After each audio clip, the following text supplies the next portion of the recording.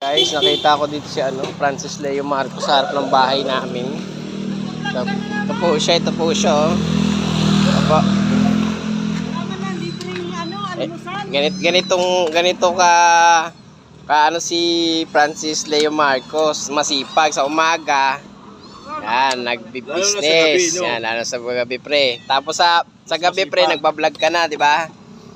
Marami na natulungan to. Dito lang po, kapitbahay lang po natin. Kung kaibigan po to si Francis Leo Marcos eh. Yan po Extra pa si yan po, diba? Francis Leo Marcos. Nandito lang pala sa Cavite.